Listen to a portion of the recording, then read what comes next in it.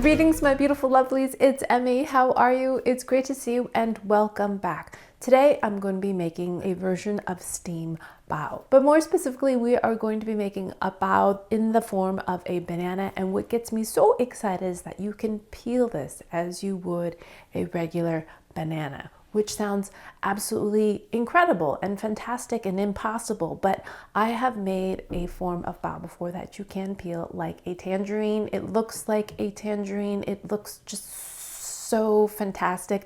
I'll put a link to that video down below. One of my proudest moments in this adventure of cooking on camera is making those baos, because it was just such a pleasure to peel them. And I'm hoping that this recipe will be similar. And if you followed me for any amount of time, oh, by the way, subscribe if you're not subscribed already. You may know that I am not a huge lover of bananas, but that's sort of beside the point. I just want that peeling experience. So we're going to be making a steamed version of bao. It's called mantou. There are two general types of bao. There's a steamed bao and a baked bao. We're going to be making the steamed version, which is great if you don't have an oven. You can still make bread. So let's go ahead and get started. So the recipe I'm going to be adapting today comes from Catherine Zhang, and I will put a link down in the description. So the reason why I chose to go with this recipe is that it calls for cake flour, which I have here, and this happens to be the bleached version. So it's very, very white, which is similar to what you would find in your Chinese grocery store when it comes to flour. They always are white and they're very, very bright in that way. So that will make for a very white bao. So most other recipes call for bao flour, which you can find in your Chinese market if you have one nearby. It's similar to cake flour in that it doesn't have a lot of gluten, so it will be a fluffier, lighter bread rather than being chewy. So I've got my cake flour here. I'm going to kind of chop it up a little bit here with my dough scraper and proceed to make a mess. So I'm using this big bowl so you can see. And now we're just going to dump in all our other ingredients. I've got a little bit of sugar here, instant yeast for leavening, and just a bit of salt. Work that in, try not to get it everywhere. Okay, now we're going to add some lukewarm milk and work that into a dough. I found this bowl at the thrift store. I love finding treasures at the thrift store. It's so great, right? So we're just going to work this into a shaggy kind of mass. So we just want to work all that milk in until we get a dough ball. This pastry scraper was very kindly sent to me by a beautiful lovely, because they saw me working some biscuit dough and trying my best to scrape it out. And they said, you know, you really ought to have one of these. So I received this in my mailbox. So thank you very much. And it makes quick work of getting your bowl nice and clean. And in this case, combining the milk into the flour. So now I'm going to go ahead and stick my hand in here and form this into a dough. Or actually more a ball. We're going to form this into a ball and kneading it just a little bit, just so that everything holds together. When it comes to baking, I know I've mentioned this many times before, I really like to weigh the ingredients. I found that you can be a lot more precise. So there's our dough. I'm going to just work this a little bit so it's in a ball. Oh, I was supposed to put 1 teaspoon of oil in that too. Oops. I was wondering why it's a little less supple than I remember. Okay, 1 teaspoon of oil, and that will make the dough really supple. A little less dry. The fat in the milk already has done that, but the oil will do that some more. So cut that in there and work that in. Okay, now I'll do the rest on the bench. I think this is one of my favorite parts of making dough. Well, besides seeing the risen dough, I love that when the dough plumps up and gets all fatty. Love that part. But the kneading part I really enjoy.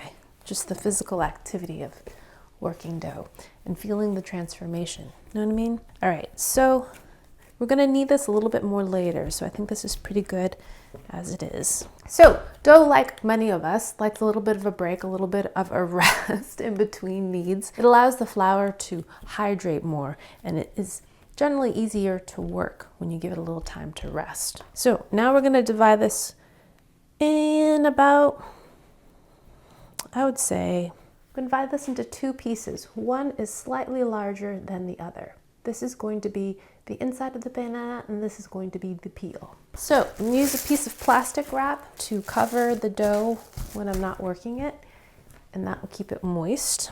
Now we're gonna individually knead each one of these pieces till it's nice and smooth.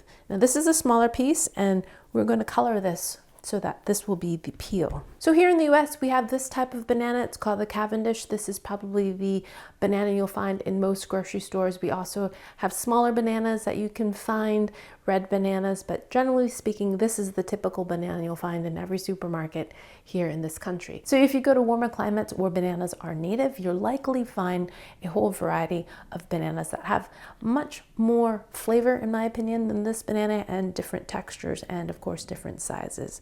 But here we have the Cavendish, so I'm going to be loosely basing mine on this one, but imagine it a little bit stumpier.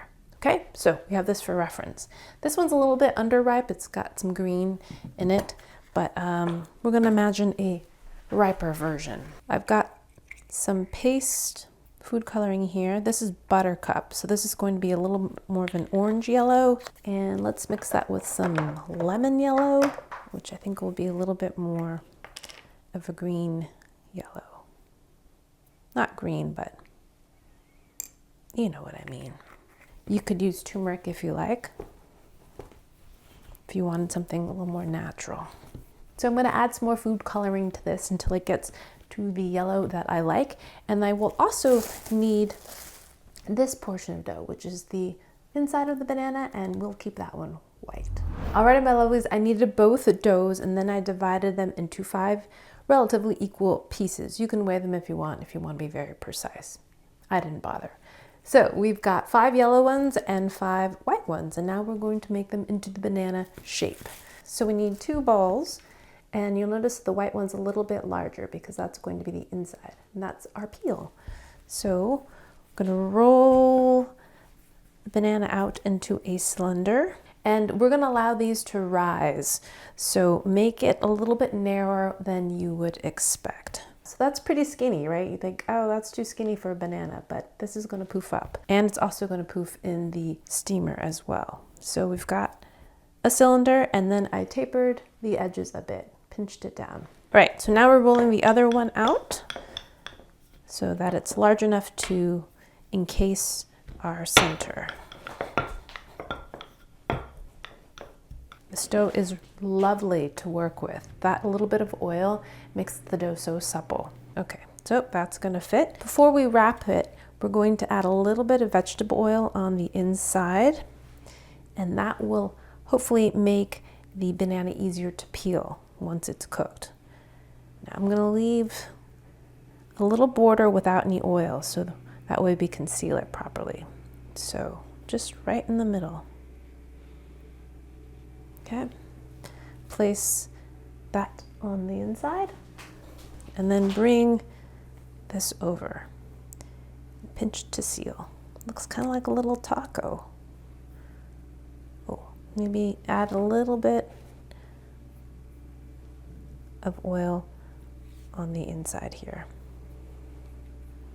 just so we can peel it, because really that's the only reason why I'm making this, if I'm honest with myself. So I'm gonna pinch this closed. Oh my gosh, it looks just like Play-Doh. So make sure this is a nice tight seam. We don't want this to burst. Roll it down. Oh my gosh. Look.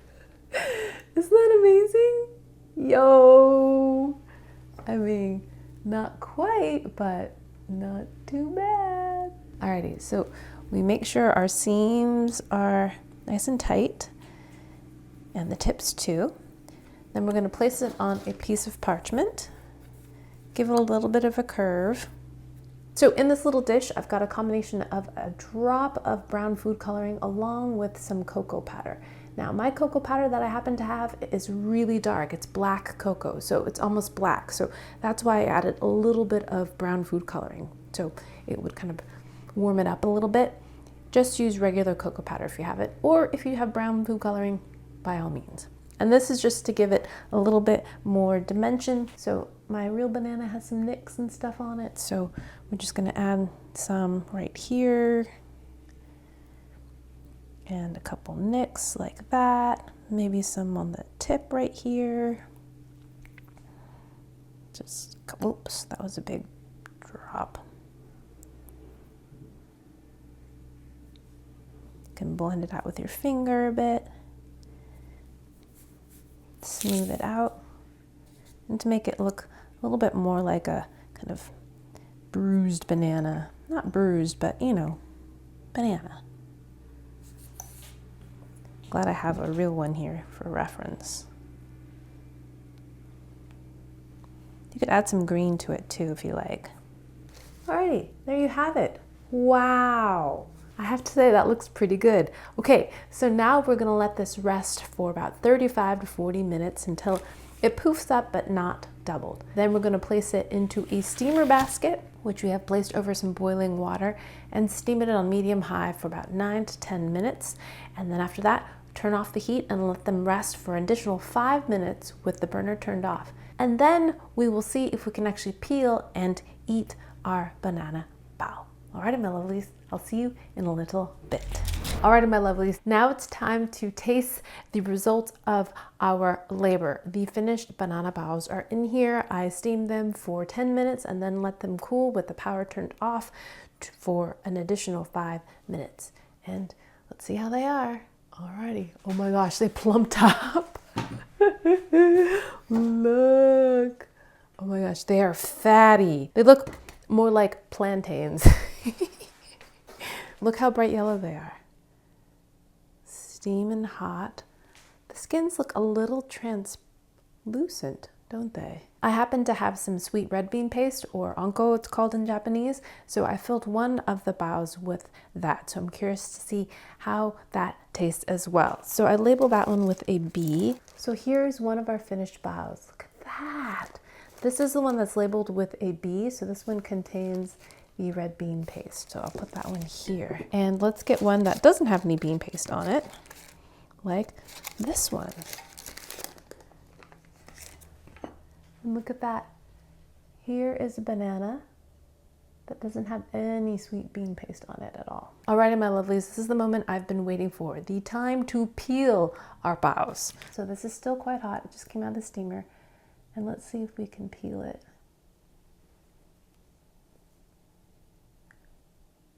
Oh yeah, look. We can. Okay, I'm gonna try to do it. Okay, all right, let's see if we can peel it. Oh, it kind of peels. Sort of. No, it's sort of stuck. Oh, I think I need to steam these longer.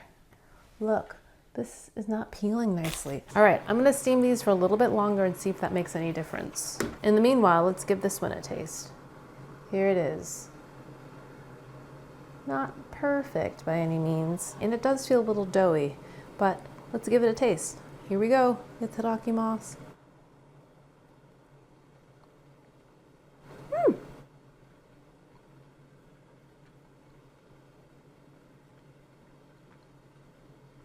It's like a plain steamed bao. I do think this is a little underdone. There it is on the inside. It actually looks a lot like the texture of the banana. This is very, very plain. It tastes a lot like white bread. I think the red bean paste one will taste a lot better. The recipe actually suggests having this with condensed milk, which I think would make it quite tasty as well. But there you have it. Very plain. Let's taste the peel. No difference in taste. Exactly the same. Let me show you what the texture of the bread is inside. Steamy, moist, and the yeast did have it rise a bit. See? These are right out of the steamer. I'm going to try this again once the baos have cooled off, and maybe that will make this a bit easier, but right now it's not that easy.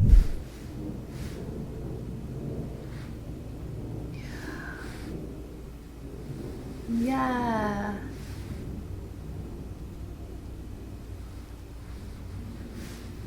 Yeah, that's the one. Confirmed. Cool it off before you peel it. So let's peel. Okay, there we go. Ha! It's separated from the inside pretty well. The scoring, I think, did help. Ooh. Spoke too soon. So that is my peeled banana. It doesn't look great, does it? I would say this is a partial success. The peeling part was not nearly as pleasurable as I thought it would be. But let's try this one. This one's fatter. This one looks like a plantain, and this one has the red bean paste in it. So I'm curious to see how it tastes. So there's a little bit of the bean paste kind of peeking through, and it looks a little bit like bean, you know, the bruising of a banana. Wow, this one looks pretty good, relatively speaking. Let's see the inside of this one. There you go. That's the red bean paste. All right, let's give this a taste. Itadakimasu. Oh yeah.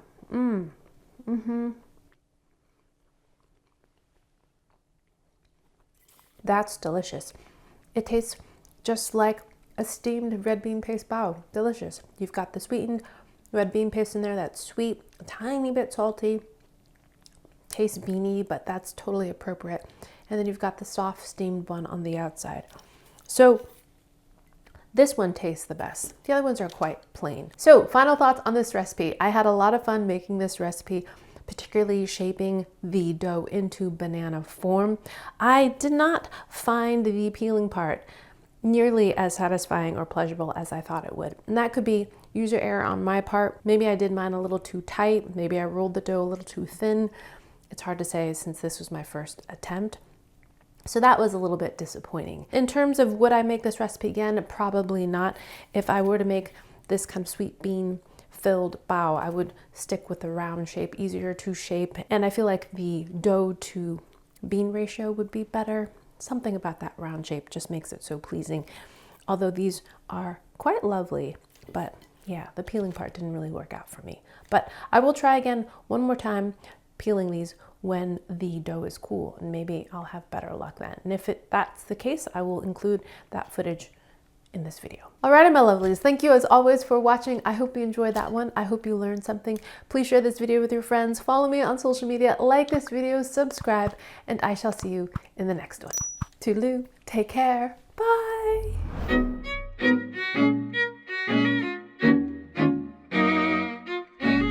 Bananas in bread form. Bananas. Do you remember that show? Banana Man, Banana Man, Banana Man.